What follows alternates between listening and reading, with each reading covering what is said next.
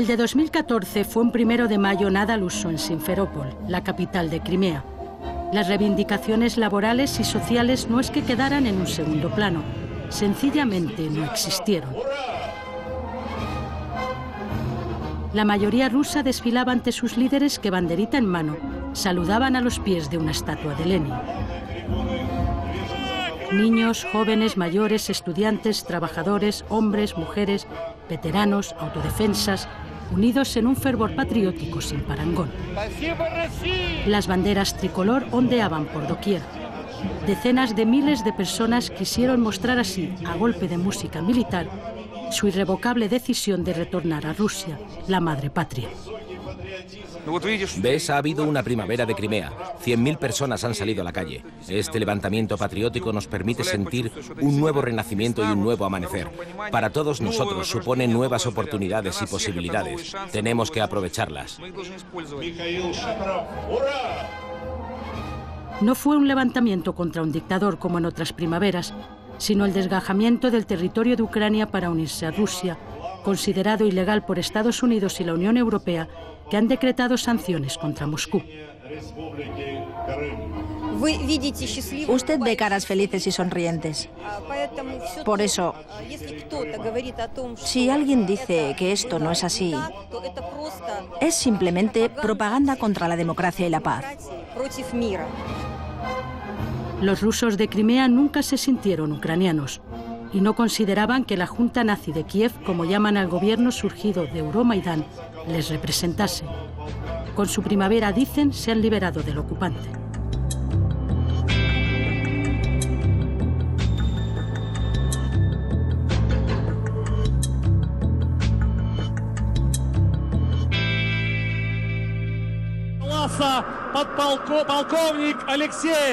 Unos días más tarde, el 9 de mayo, la euforia patriótica se desbordaba. El presidente ruso, Vladimir Putin, visitaba por primera vez desde su anexión la península para presidir unas exhibiciones aéreas y marítimas, muestra del poderío militar, sin precedentes en Crimea. Les felicito por el 69 aniversario de la victoria en la Gran Guerra Patria. Héroe para los crimeos rusos, Putin aprovechó el 69 aniversario del triunfo sobre los nazis y el 70 de la liberación de Sebastopol para darse un baño de multitudes. Su visita a esa ciudad heroica fue considerada una provocación por Ucrania y Occidente. Estoy seguro de que 2014 entrará en los anales de la historia de nuestro país como el año en que todos los pueblos que viven aquí decidieron firmemente estar junto a Rusia. El presidente ruso pidió respeto al restablecimiento de lo que denomina justicia histórica en Crimea. Vivo en Sebastopol desde 1972. Serví en la flota del Mar Negro. En 1999 pasé a la reserva. Serví durante 27 años. Toda mi vida está ligada a la maravillosa ciudad de Sebastopol. Todos los rusos que viven aquí se alzaron juntos y con orgullo. Votaron en el referéndum para que Sebastopol sea rusa y Crimea también, porque fueron, son y serán rusas. Nosotros lo percibimos, ¿no?, lo que pasó como liberación de la ocupación ucraniana, más bien, de la ocupación de 23 años. Ocupación suave, pero ocupación. Siempre he creído que soy hijo del Imperio ruso. Es un axioma para mí.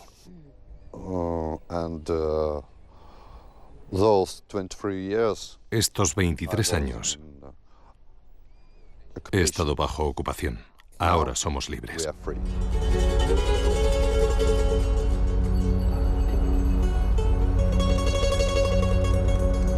Sebastopol acoge la base naval de la flota rusa del Mar Negro. Con el desmembramiento de la URSS y la independencia de Ucrania, la flota soviética acabó dividida entre Rusia y Ucrania. Moscú se quedó con la mayor y mejor parte. Un acuerdo le permitió conservar la base de Sebastopol hasta 2017. En 2010, el depuesto presidente ucraniano Víktor Yanukovych acordó con Putin que seguiría en manos rusas hasta 2042. De gran valor estratégico, le permite a Rusia un rápido acceso y presencia en el Mediterráneo. Ahora, Moscú ya no precisa negociar su futuro.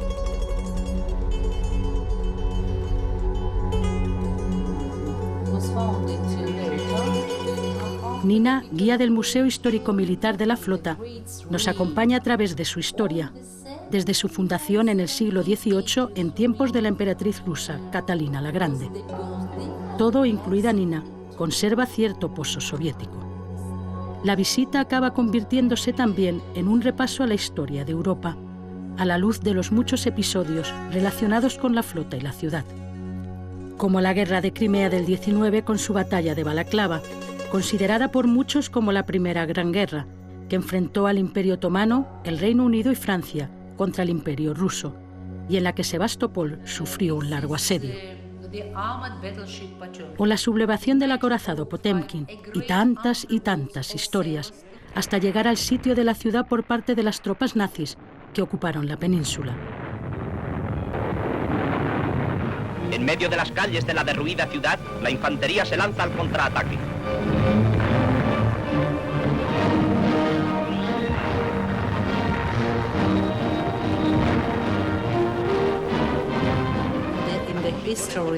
En la historia, los héroes son de todo el territorio ruso. Personas, ciudadanos, soldados y marinos de toda la Unión Soviética defendieron la frontera sur de Rusia.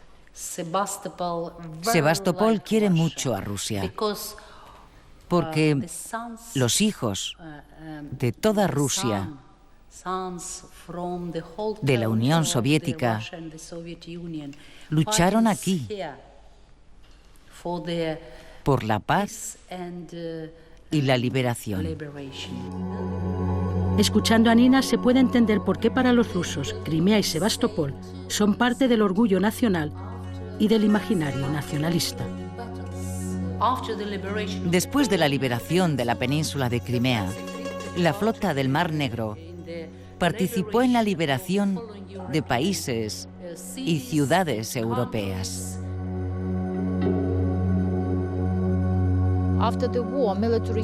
Tras la guerra, los historiadores militares contaron que cada metro cuadrado de Sebastopol recibió 20 bombas. Durante el asedio de los nazis alemanes, en 1941-1942, y durante la liberación por el ejército soviético en la primavera de 1944. Toda la ciudad quedó completamente en ruinas. Incluso Yalta, que no tenía ningún valor estratégico, fue muy bombardeada.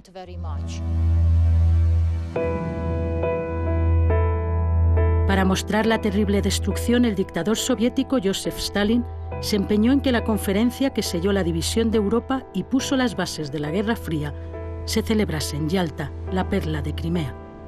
Fue en este palacio de Livadia, en febrero de 1945.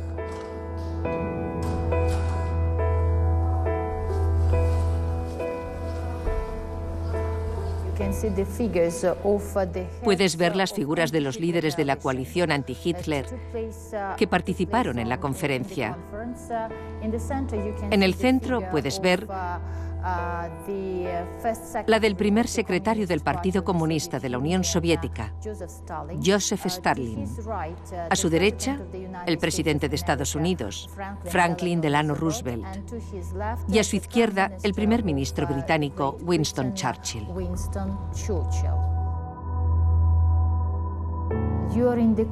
Durante la conferencia, este fue el lugar principal en el que se celebraron las reuniones. Alrededor de la mesa redonda se sentaron los líderes de la conferencia: Joseph Stalin, Franklin Roosevelt y Winston Churchill.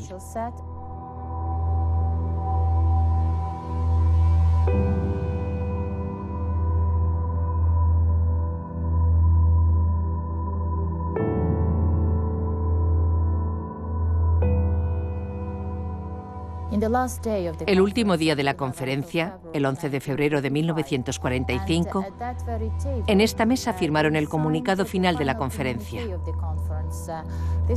Esta es la copia en ruso del comunicado final de la conferencia, firmado por Winston Churchill, Joseph Stalin y Franklin Roosevelt.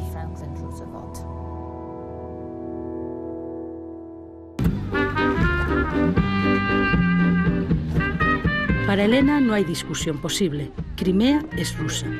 Nació en Sebastopol. Vivía y era profesora de español en Kiev cuando estalló la revolución Euromaidán, la gota que colmó su vaso. Dejó Ucrania para dar el sí a Rusia en el referéndum. Es nieta, dice con orgullo, de abuelos vencedores del nazismo. Ucrania es un país, la idea del cual es oponerse, ¿no? Contraponerse a Rusia. O sea, Ucrania es no Rusia. Y claro que para nosotros, para la gente rusa, eso era inaceptable. Lo que están haciendo los ultrapatriotas ucranianos, ¿no? Es la ucranización y a veces agresiva, especialmente aquí. Ellos, por ejemplo, creen que tienen derecho a venir aquí a intentar, bueno, a quitar nuestros monumentos y poner los suyos, ¿no? A escribir nuevos libros de historia ucraniana. Bañada por el Mar Negro, Crimea tiene algo más de 26.000 kilómetros cuadrados y 2 millones de habitantes. A lo largo de su historia ha sido un cruce de civilizaciones, de griegos, armenios, mongoles, otomanos, búlgaros y muchos más. Poblada desde el siglo XIV por tártaros, fue conquistada por los rusos en el XVIII.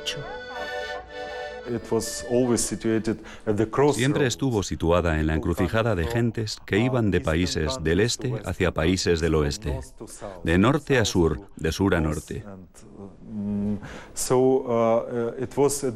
Así que el destino de Crimea era ser encrucijada de diferentes civilizaciones. Y aquí se asentaron personas con distintas ideas y religiones.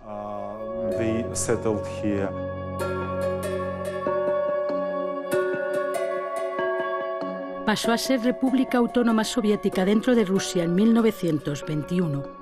En 1954, el líder soviético Nikita Khrushchev se la cedió a Ucrania en el marco de la amistad entre los pueblos soviéticos. Khrushchev habría querido así agradecer al Partido Comunista Ucraniano su apoyo para conseguir el liderazgo.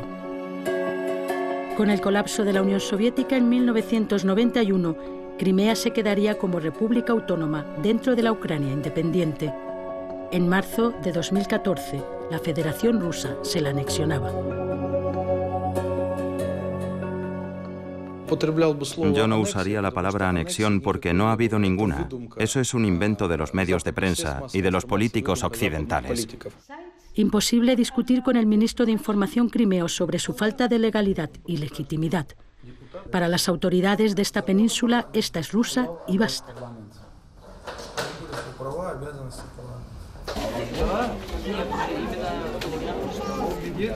La península suma más de 120 nacionalidades, con un 60% de rusos, un 24% de ucranianos y un 12% de tártaros autóctonos.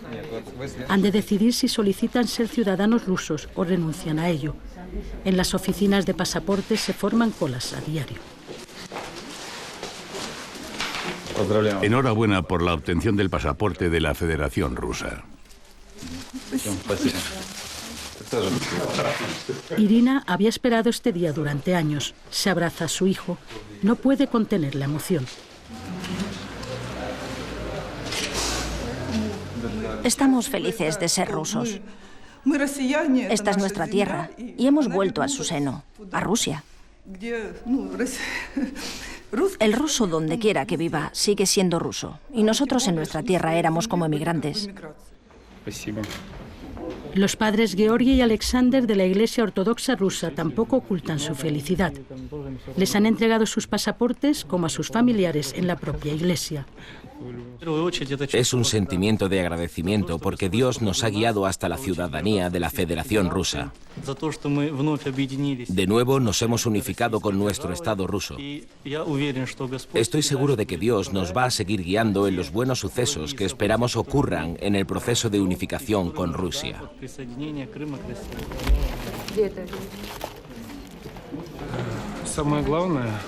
Lo más importante para nosotros es que en nuestra tierra de Crimea tenemos paz. Y lo más valioso es que la gente se alegra de que estando en Rusia, estamos en nuestra patria. Para reducir los tiempos de espera se han abierto 300 oficinas. Hay también grupos móviles del Servicio de Migración que acuden a distintos lugares para entregar sus pasaportes a los nuevos ciudadanos rusos. Se trabaja a destajo. De hecho, a fecha de 29 de abril de 2014 se habían recibido más de 510.000 solicitudes para obtener el pasaporte ruso. Unos 400.000 pasaportes estaban ya preparados y 150.000 personas tenían el suyo en la mano.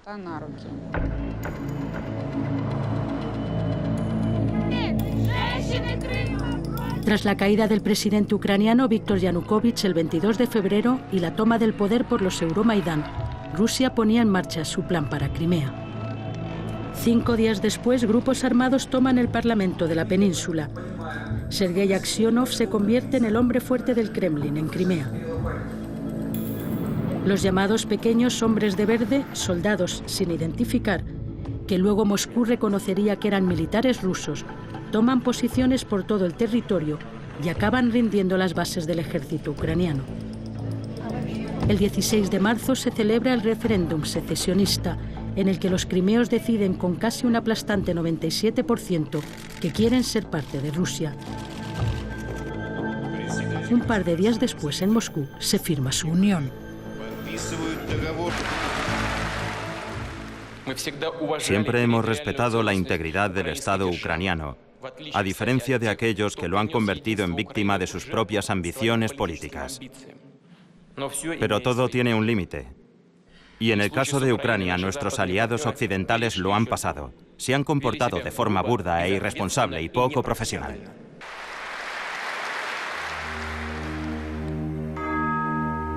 Igor nos quería enseñar el puesto desde el que defendió la televisión de Crimea, pero al final los nuevos responsables nos dicen que no podemos grabar en el recinto sin permiso de Moscú. Y optamos por hablar con este miembro de los autodefensa fuera. Igor es cosaco.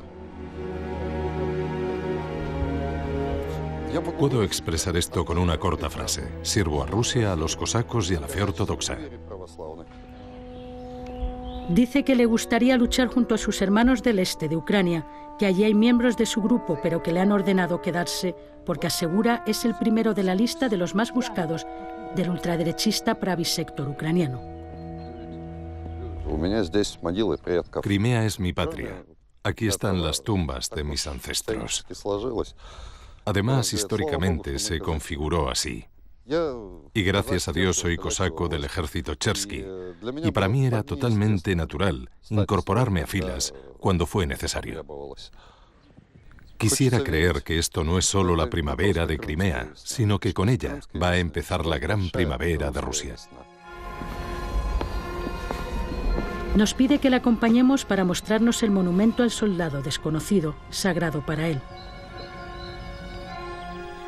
Estoy orgulloso de Putin. ¿Por qué? Es realmente un hombre fuerte. Si dice algo, todo el mundo sabe que ha dicho algo importante.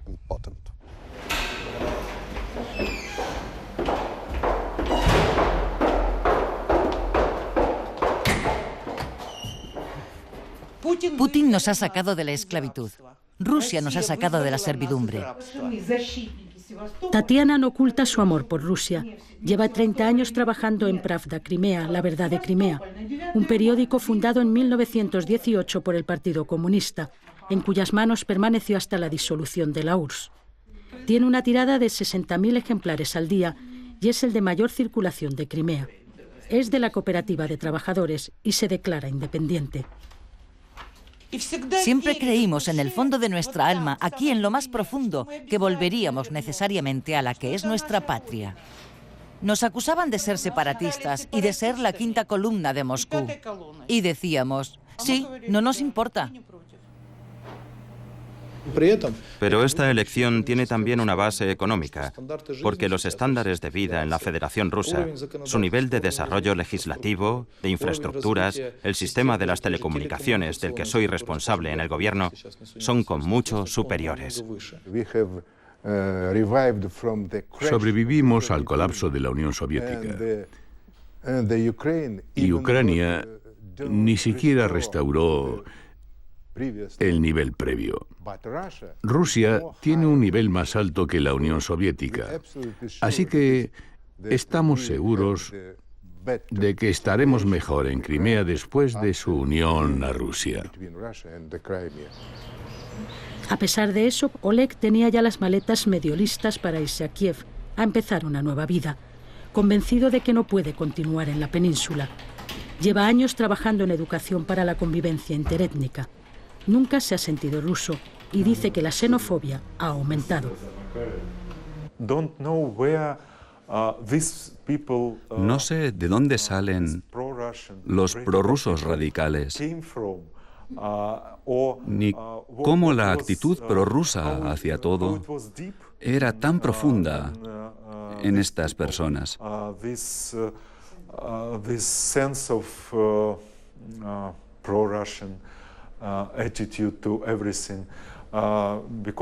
Porque en estos 2 últimos meses puedo enumerarle un montón de casos de cómo las personas que hablan ucraniano, o los niños que lo hacen, o los niños tártaros crimeos y las personas crimeas han sufrido por el comportamiento agresivo de los rusos. Están en estado de euforia. Piensan que les espera un futuro mejor. Pero lo que está ocurriendo ahora no nos permite pensar que estas esperanzas se hagan realidad. Marina y Valentina, profesoras de la Universidad de Yalta, han tenido que cesar las actividades de la Organización sobre Derechos Humanos en la que están y que fue muy activa en contra del referéndum. Marina tiene claro que no va a solicitar el pasaporte ruso.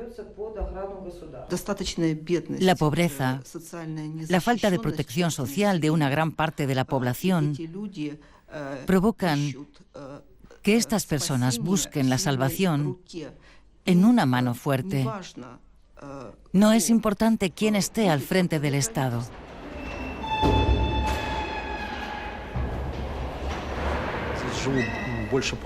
Vivo aquí más de media vida. Mis hijos nacieron aquí. Mi esposa nació aquí. Tengo mi casa, mi jardín. Tengo muchos amigos y familiares. Por eso no quisiera irme. De momento, Volodymyr Pritula se queda, pero no está seguro de poder seguir trabajando como periodista independiente. Asegura que habrá un empeoramiento de la libertad de expresión y de prensa. Muchos se alegran sinceramente. Mucha gente quería esto. Por eso es posible que muchas personas con las que ha hablado estén realmente contentas con estos cambios. Conozco a personas a las que metieron miedo y tuvieron que irse. Y conozco a gente que tuvo que ocultar su opinión porque tenía miedo, porque muchos estaban asustados. No descarta dejar el periodismo y de trabajar en asuntos relacionados con las redes sociales y ayuda a poner en marcha una web tártara. Por un lado,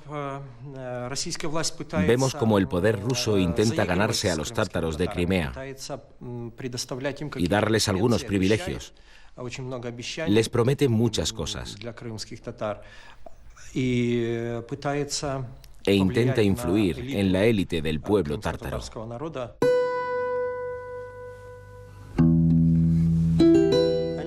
Los tártaros vivían bien en su patria. Tenían campamentos de pioneros, trabajaban, sonreían, eran guapos. Pero cuando esta persona apareció y promulgó el decreto en el que se decía que los tártaros eran traidores, su vida fue totalmente destrozada. Esa persona no era otra que el dictador soviético Joseph Stalin. Acusó a los tártaros de haber cooperado con los invasores nazis y, como castigo, los deportó en 1944.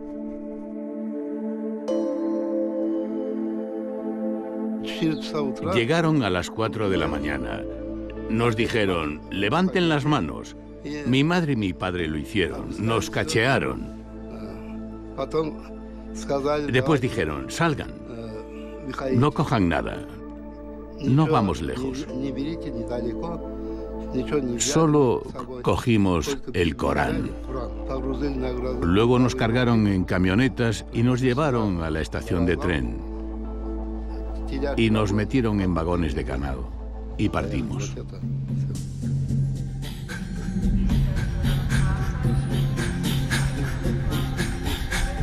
Durante el viaje en tren desde Simferópol hasta Asia Central, muchos murieron.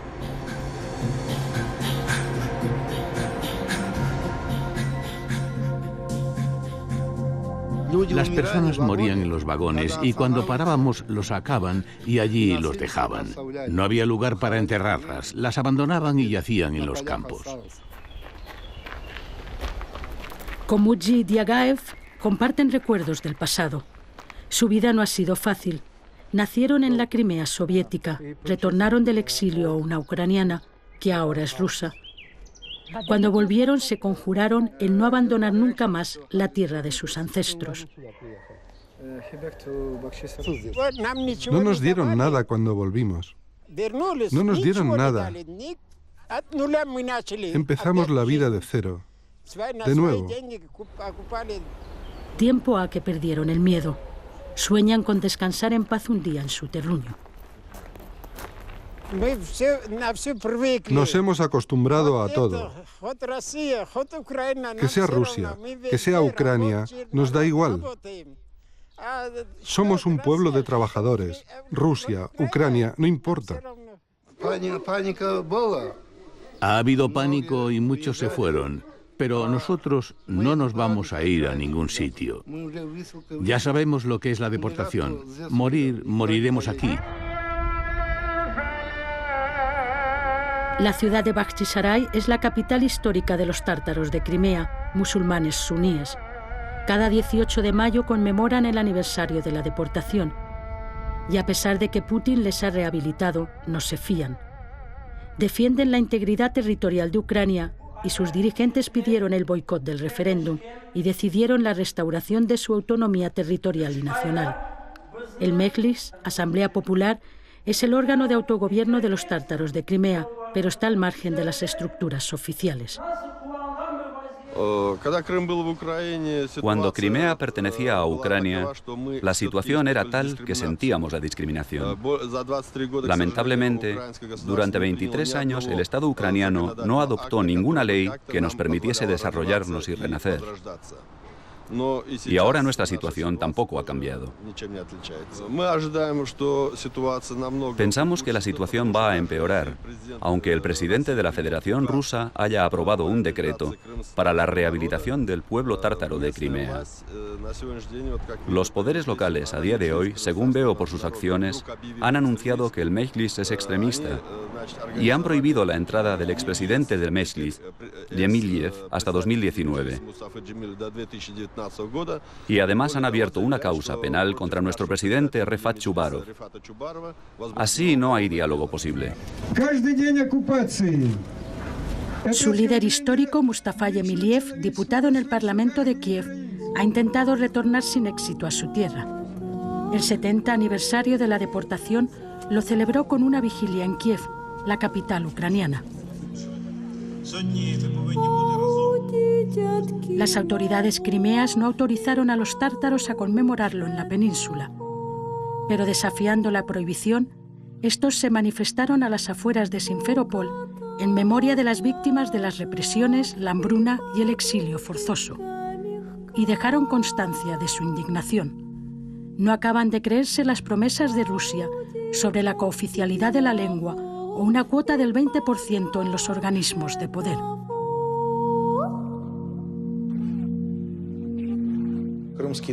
Los tártaros de Crimea son una parte más del pueblo multinacional de Crimea, como los rusos, ucranianos, búlgaros, judíos, armenios, azeríes y otros. Son parte de nuestro pueblo. Sería injusto, en relación a los otros pueblos, destacar a este pueblo, porque todos son iguales en derechos y obligaciones. Las autoridades no dan muchas muestras de querer negociar un estatus diferenciado para los tártaros de Crimea, cuyas costumbres se transmiten de generación en generación y conservaron incluso en el exilio. Los jóvenes tártaros, a pesar de la tensión, tampoco tienen intención de marcharse y hacen votos para que sus hijos echen raíces aquí.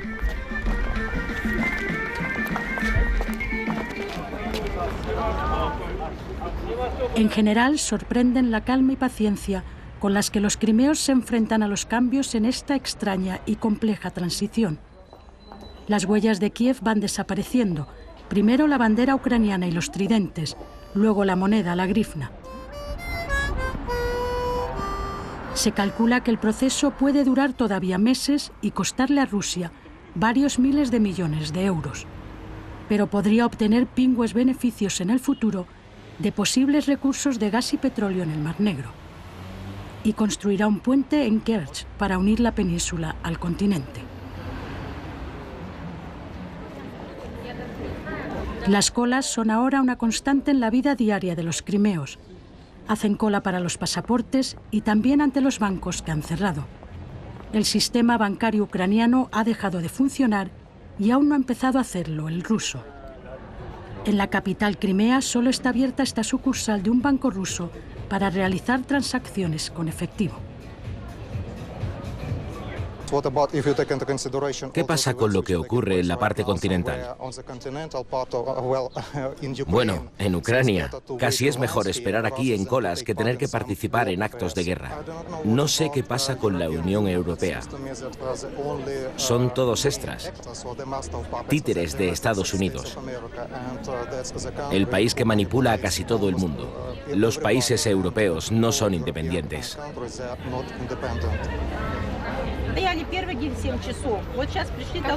No tienen acceso a sus ahorros ni tampoco pueden pagar los créditos.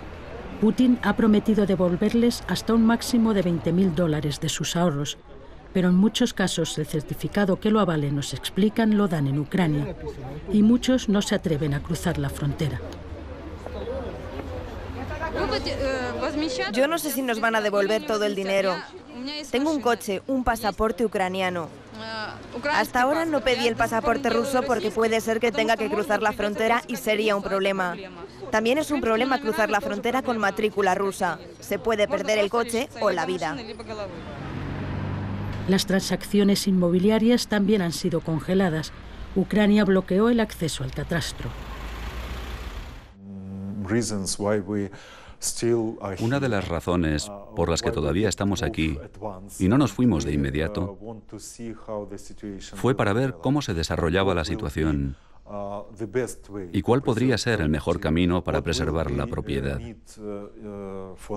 ¿Qué es preciso para eso? ¿Tener el pasaporte ruso? No tenemos prisa. Y si lo necesitamos para preservar la propiedad, lo solicitaremos.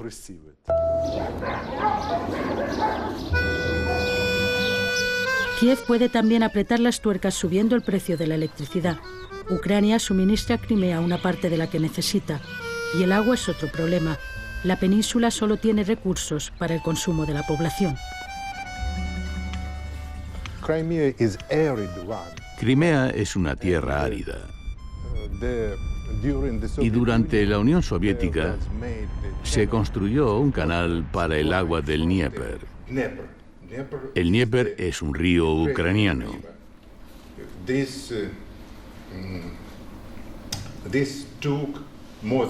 Costó más de 10 años construir un canal de 400 kilómetros. Así que dependemos de esta agua. Si la cortan, no podemos utilizarla para la agricultura.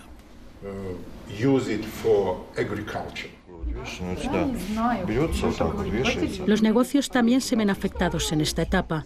Maxim ha perdido el mercado ucraniano, el principal para la venta de su ropa. Nosotros teníamos muchos clientes de Ucrania para los que trabajábamos y ahora no es posible trabajar con ellos. No podemos recibir pagos ni enviarles dinero y tampoco se pueden enviar productos ni recibirlos. Hay muchas dificultades, por supuesto. Todavía no está plenamente inmerso en el ruso, faltan las licencias. Este diseñador ha tenido que disminuir la producción y reducir plantilla de forma temporal, pero no le importa, considera que saldrá ganando. Es ucraniano, pero no le gusta lo que pasa en su país y votó por Rusia. Confía en que la situación se normalice. El mercado ruso es grande, enorme, y tiene un nivel medio. A la gente le pagan sus salarios. La gente gana dinero. Y hay estabilidad. En Ucrania no hay estabilidad. Por eso no es posible trabajar, incluso... Bueno, no lo digo.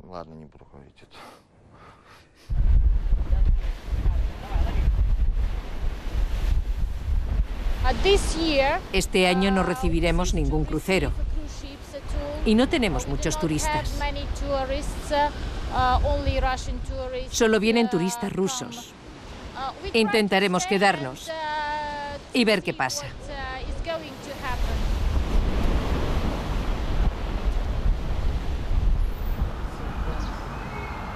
Buena parte de la paciencia, a pesar de los sinsabores, se debe a las promesas de ayudas de Moscú y al aumento de los salarios y de las pensiones al cobrar de las arcas rusas.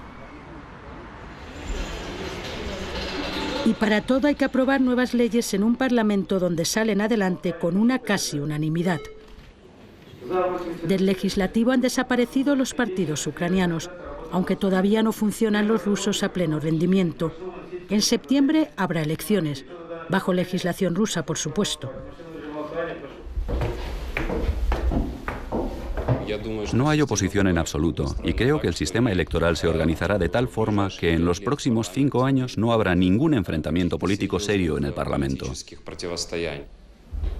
Andrei asegura que no se piensa ir y que seguirá en la lucha por los derechos humanos, porque dice que pueden empeorar si no se está alerta. Pero por precaución y seguridad mantiene un perfil bajo. En primer lugar, está el caso del asesinato de un activista del movimiento crimeo-tártaro, Reshad Ametov, cuyo cadáver fue encontrado el día del referéndum. Había desaparecido unos días antes y mostraba señales de haber sido torturado. Asimismo, existe cierta presión sobre las personas que hablan solo en ucraniano y en lengua tártara.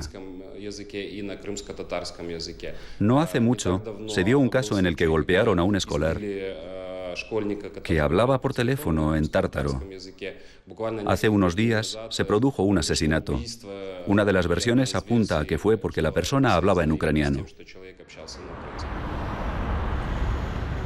El colegio ucraniano de Simferópol, el único en Crimea donde se cursa todo en ucraniano, podría tener que cerrar sus puertas. A pesar de nuestra insistencia, su dirección no quiso hacer declaraciones.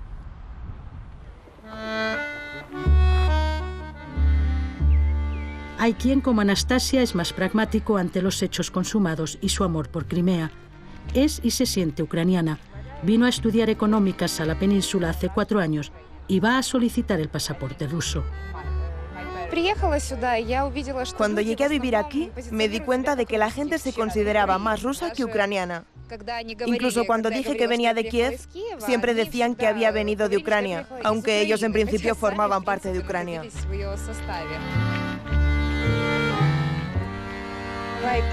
Me gusta Crimea y vivir aquí. No importa quién soy, soy ucraniana. Y no importa dónde viva, siempre seré ucraniana.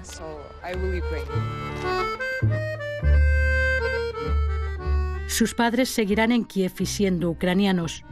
A ella, cuando les visite, le ocurrirá lo mismo que a quienes ahora cogen el tren hacia la capital ucraniana. Tendrá que mostrar su pasaporte, porque el que hasta hace nada era su país, ahora es el extranjero. El tren hace el camino de siempre. Los que viajan en él van al mismo país de siempre, pero ahora está más allá de la frontera.